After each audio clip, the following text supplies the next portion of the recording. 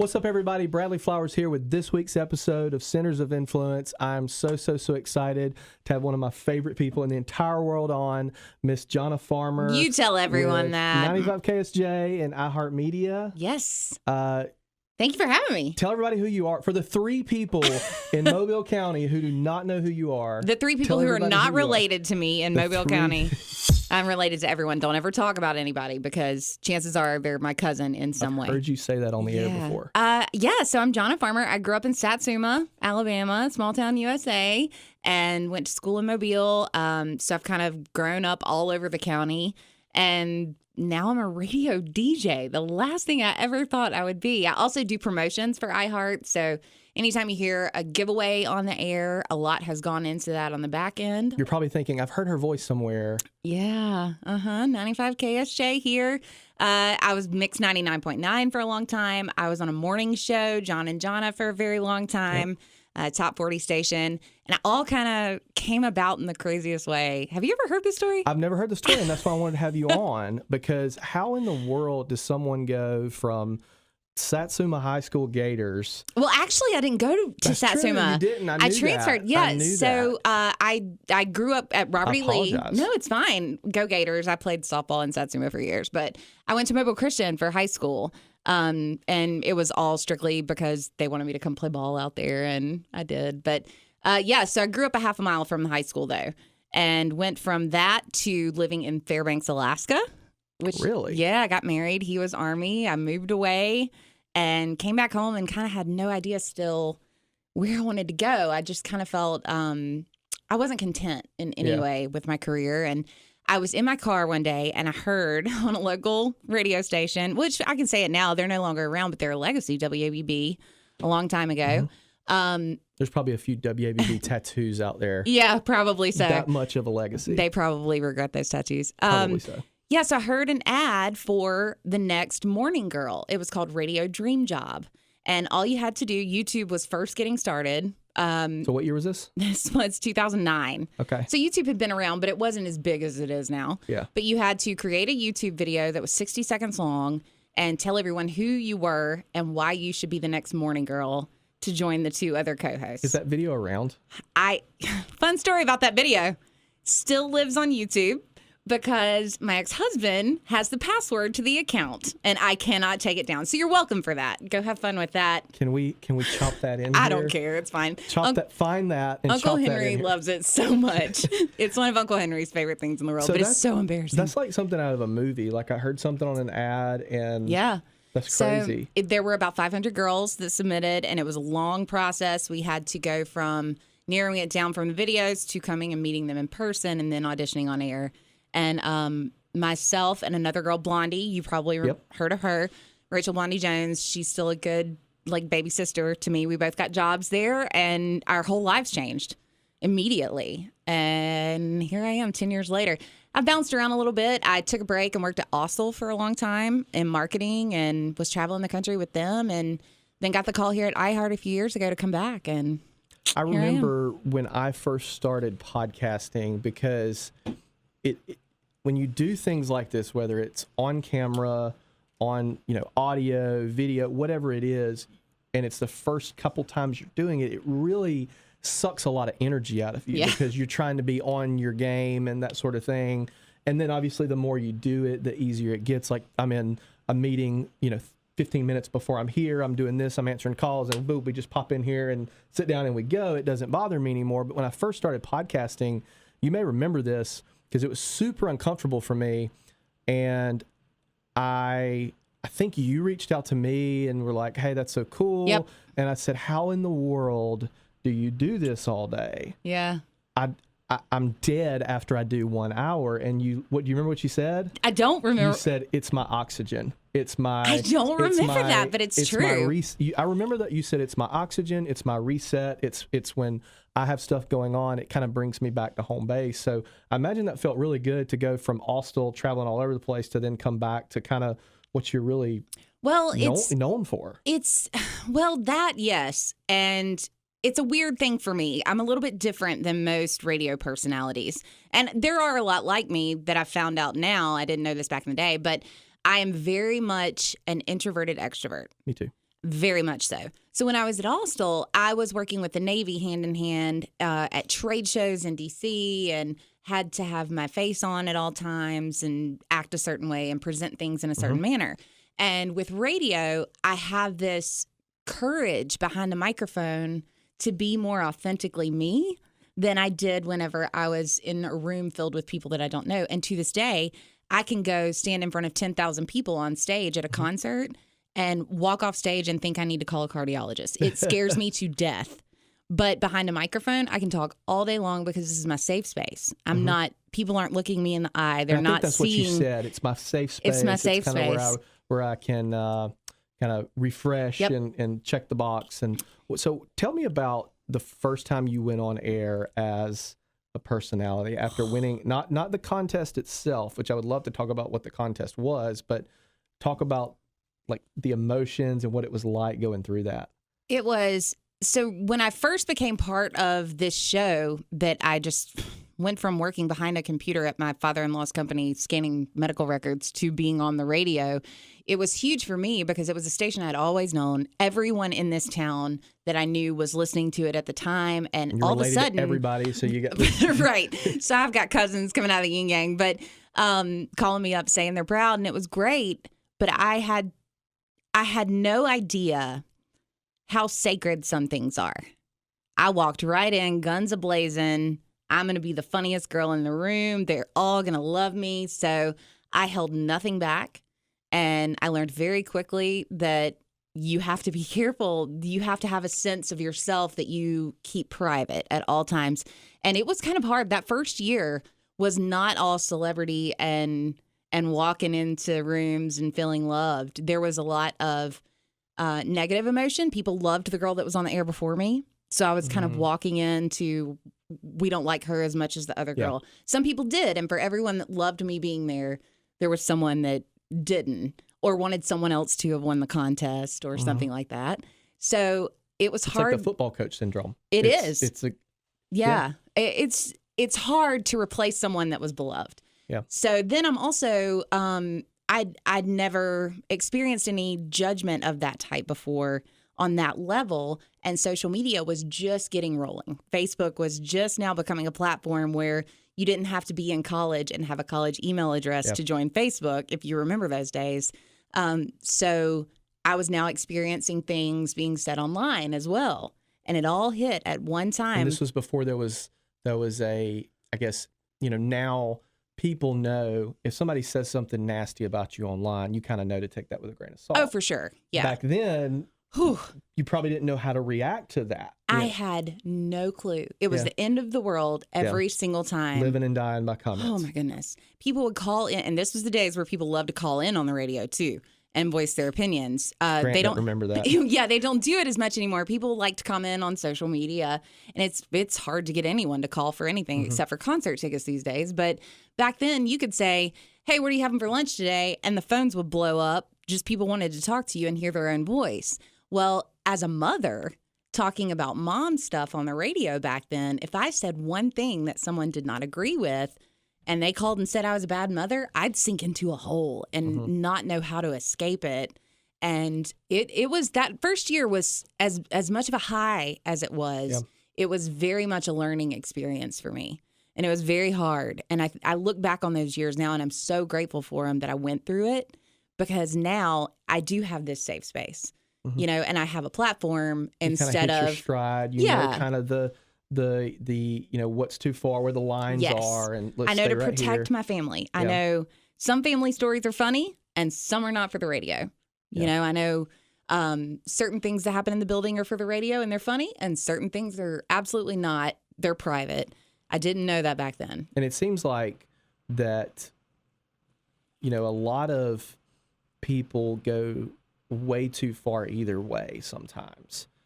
Not necessarily just radio folks, but even social media in general. People either share too much or they're too closed off. Well, you kind of have to find that happy medium. It's hard. It's probably hard for you too, because you want to be yourself. You want to be organic and authentic, because you want people to know you, just like I do.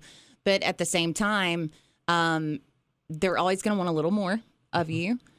And there's a weird line right there, especially with radio and, I mean, any business account on Facebook that is trying to get people drawn into their page.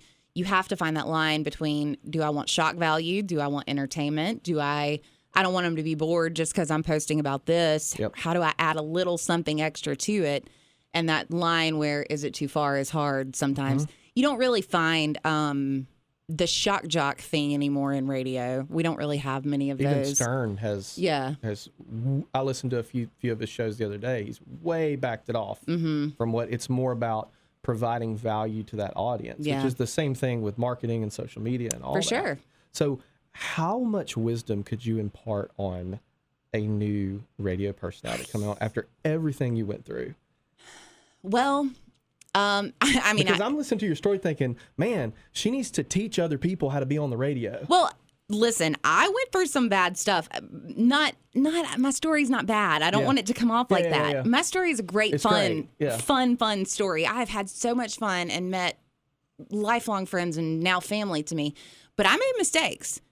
One mistake in particular ended up with me being a college lesson to kids at South Alabama. Really? Like, there are things I could, just remember this. Always make sure the mics are turned off. Always make sure the mics are turned off. And also, just be positive. If you're being positive behind a microphone, even when they're turned off, then you're never going to get yourself in any type of trouble in any way, shape, form, or fashion. Yeah. But, that's for another day. But if I could tell anyone anything, it would most likely be just guard your heart when you go into something like this and know that you've got an opportunity that 1% of the country has that's pretty amazing. And if you use it the right way, it can definitely change lives. You can use it as a platform and you can help more people than you can imagine.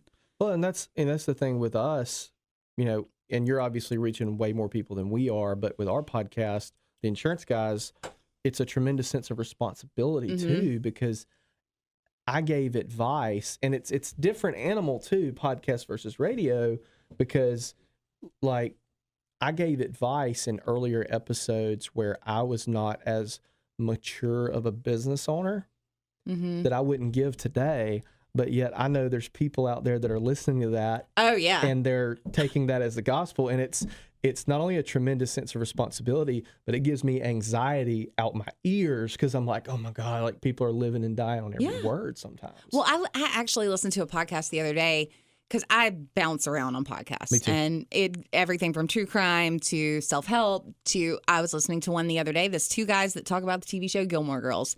And it is hilarious. Yes, it's two dudes that talk about every single episode. It's called Gilmore Guys, by the way. I was about to say, is it Gilmore Guys? Yeah, and it's fantastic. That's amazing. It's really phenomenal. But in the first episode, when you listen, the first 2 minutes of it are them explaining, hey, in the first few episodes that you're listening to, we have no idea what we're doing. Yeah. The show gets better. If someone has referred you to this podcast, you might want to go ahead and skip ahead to these episodes right here. And I'd never heard that done before because most people just go into it and almost kind of like you said, like, God, there's stuff I wish I wouldn't have said or I would have said it differently. But I think hearing your growth, once people get hooked on your podcast and they hear your growth, they're going to relate to it a little more. You got to listen to the whole thing. You got to listen to the whole thing. On that note, so we actually re-recorded our first two episodes. Did you really? Word for word, because the quality was so bad. Oh, wow. Because our original strategy, I'm in Mobile, he's in Huntsville. Yeah. Our original strategy was we were on a Skype. I was recording audio on my end. He was recording audio on his end, and we matched it up after the fact. And it sounded, I did not realize that. It sounded absolutely terrible. And so we did 2 episodes. The first episode, everything went okay from a recording standpoint. Now, it still sounded bad, but everything flowed, not from a recording standpoint, from a text standpoint. Everything flowed. Second episode, everything went wrong. I was late for my first premarital counseling session with the preacher who just so happened to be her grandfather. God, you've been doing this podcast that long. Everything went wrong. I didn't realize it. And I reached out in desperation to a guy named Johnny Gwynn. And I was like, I need help. And he's like, just send Scott down to Mobile and you guys can do them together. So that's kind of how that happened. But yeah, we literally re-recorded, like word for word, listened to him, recorded the episode. Because, and it's one of those things like, like a Gary Vaynerchuk, right? Looking back at his first episode of Wine Library is hilarious because it's terrible. Yeah. But a podcast is different because I don't want somebody discovering us listening to the first episode and thinking, well, this is terrible. I'm not listening to this ever again. So when you listen to other podcasts, do you always start at episode 1? Typically, no, but I've found that a lot of our listeners do. Yeah, I have found that a lot of people always start at episode 1, and I never considered myself that person. I normally went to, okay, what's this podcast about? Okay, this topic seems cool to me. I'll listen to that episode. Yep. And I listen to 8 minutes, and if I can handle it, I continue. Yeah. So talk about, I want to hear who is the coolest famous person you've ever met. And I know we're jumping ahead, but I want to get to some cool stuff. Man, that's hard. Or maybe the coolest story, coolest experience. You want to hear the dumbest story? Sure. Okay. Absolutely. I have been in love with one John Mayer for probably 15 years now, if not longer. So I love John Mayer. I saw him a lot in college, followed him around. And when I got into radio, he came on tour to New Orleans maybe like 6 months after I got my first job on the morning show. And my boss was, shout out to Chris Michaels. If he listens to this, he's going to love this story because it's one of the coolest moments in my life. He got me meet and greets. And actually, he made me do something for those meet and greets. We used to do a parody song challenge. And I wrote a parody song to George Michael's Faith about John Mayer. If I got to meet him, I was going to faint. And he got me meet and greets to meet John Mayer that night. So we drove over, myself, Blondie, and our intern back then, Crash. And I was having a panic attack waiting to meet this man. At this point, I had not met but maybe like one celebrity ever in my life. You met Wes Loper. Right, exactly. At Fallbacher's back in the day. No, but I didn't know what to do. I had a plan, but we get in the room, and in a meet and greet like this, it's not like a room where you get to sit and talk. It's a walk through, shake their hand, take a picture, move along. So I brought the Rolling Stone magazine where he's on the cover and just with his guitar. And I had 2 Christmas bows, a red one and a green one, like to go on top of a package. And no one knew what I was going to do with these. And I knew it was stupid, so I didn't tell them because I didn't want to be judged. So I walk up. I've got splotches all over myself. I'll send you the photo. I think I've seen it. Yeah. And I hand him the magazine, and he said, "Hi, what's your name?" And I froze. And I said, "Johnna, like your name, but with nah." Just like that. The most embarrassing moment in my life. And I was like, oh my God, I just said that. So he starts laughing and he signs the Rolling Stone. And then I peel off the stickers from the bows. I stick one on my chest, peel off another one, stick it on his chest. And he says, "Are you ready for the picture?" And we turn and take the picture. And then he looks at me and he says, "You going to tell me what the hell that was?" You can bleep that if you need to, sorry. And I said, "You're going to be my Christmas card this year." And he was like, "Nah, that's clever." So I felt better at that point. Felt even better when he walked out on stage that night and he still had the Christmas bow on his shirt. No way. And I lost my mind. That's so that was probably the hilarious. coolest story. But I met so many people. I met some that are not so fun. Yeah. And I've met some that are genuinely, in country music specifically, the sweetest people because they tend to stay a little bit more humble. I think a prerequisite is you have to be nice. Yeah. We sing about being humble and kind, so you have to be humble and kind. Luke Combs was funny. Yeah. I shocked him last year at the Wharf. I have 2 videos with him. One, I asked him to do a boomerang with me, so I just started dancing, and he would not move.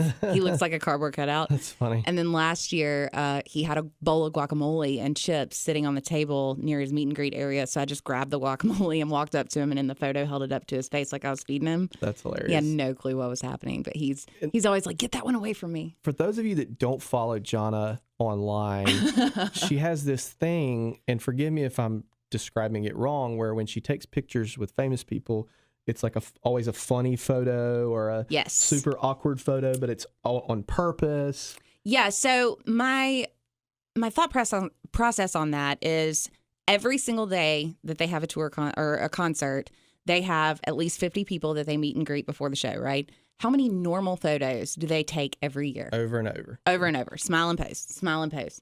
So how many people fed Luke Combs guacamole last year?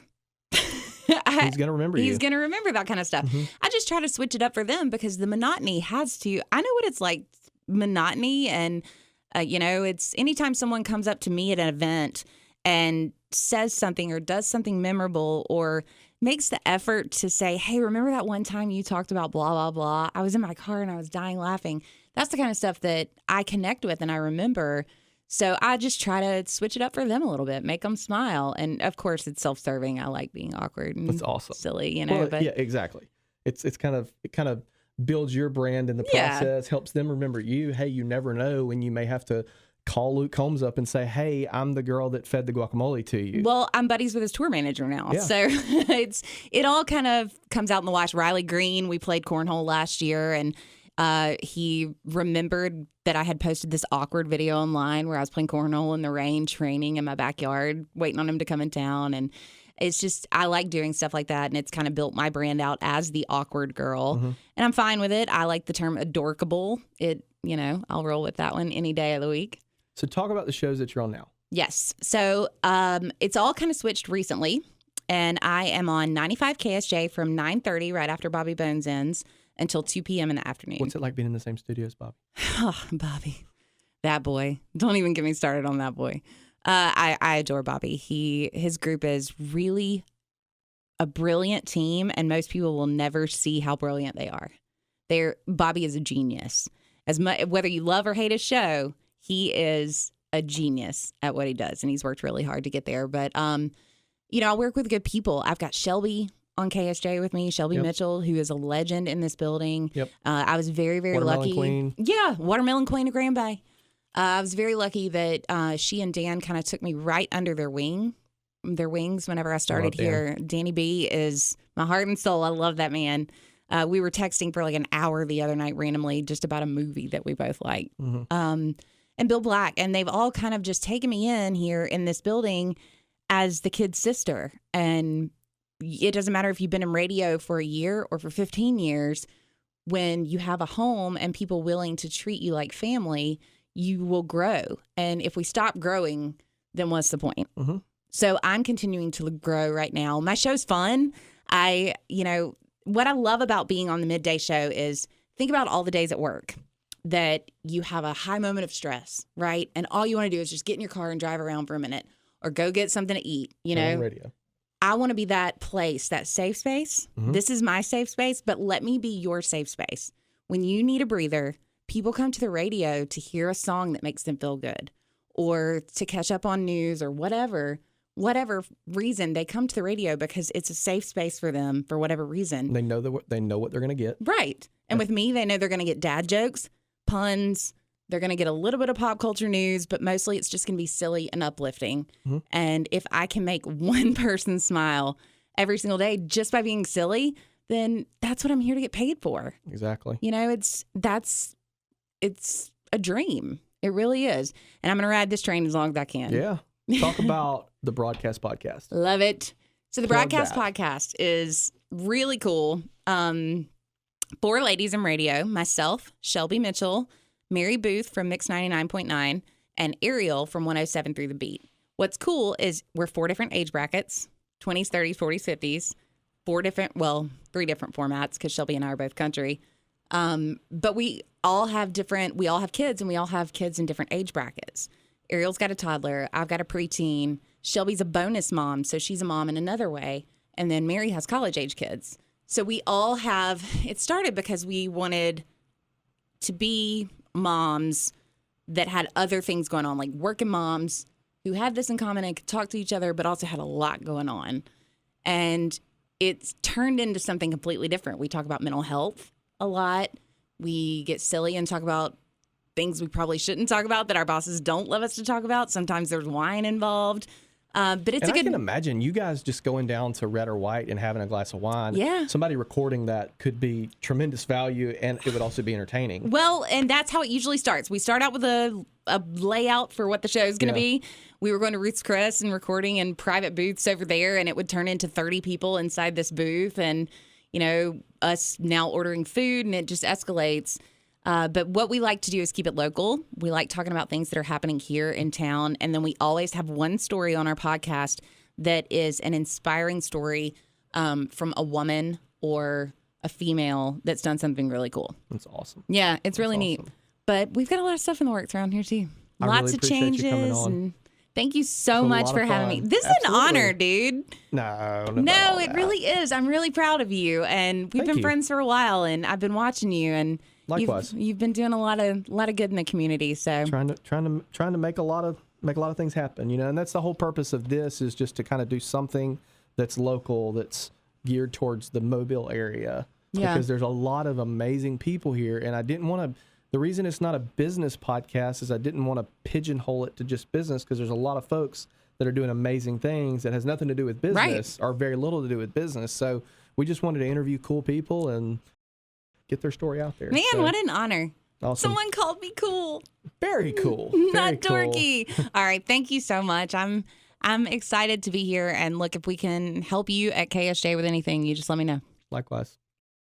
Guys and gals, that's this week's episode, Centers of Influence.